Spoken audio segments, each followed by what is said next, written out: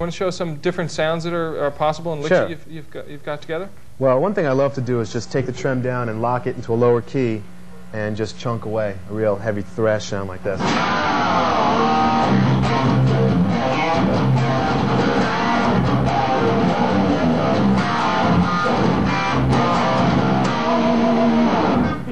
When you're up in this, when you're, I should say, locked down in this key, you get great bendability too.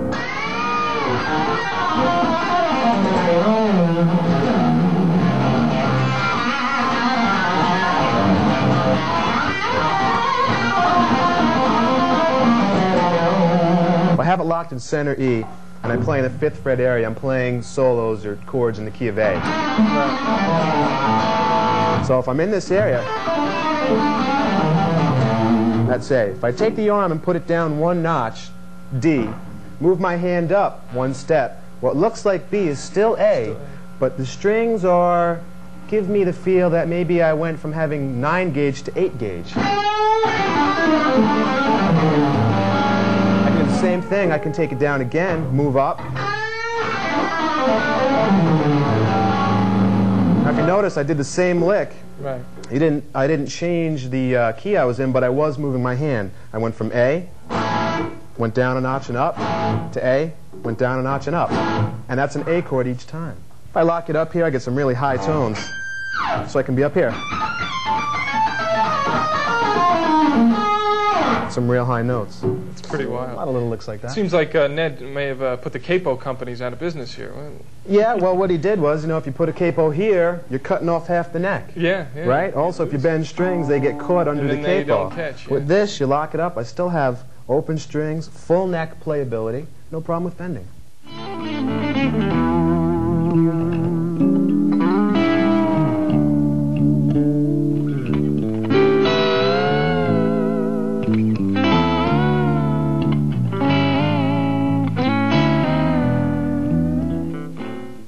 Of course, it makes a great tremolo bar. That's one thing to point out. Number one is that if kids just pick it up and are intimidated at first, perhaps by a lot of advanced musical things that they can come up with, they can still, it makes a perfect whammy bar because you've really got exact tuning changes. So I like to do, for example, in a country type thing,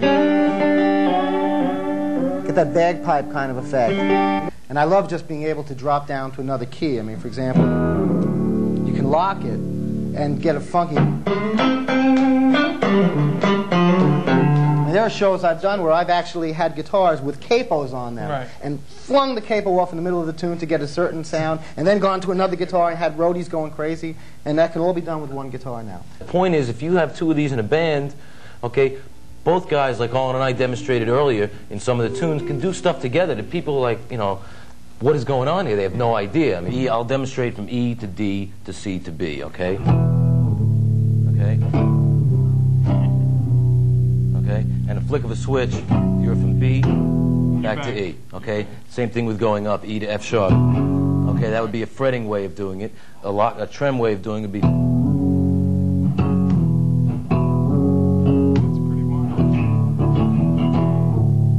You've been playing through the photon system.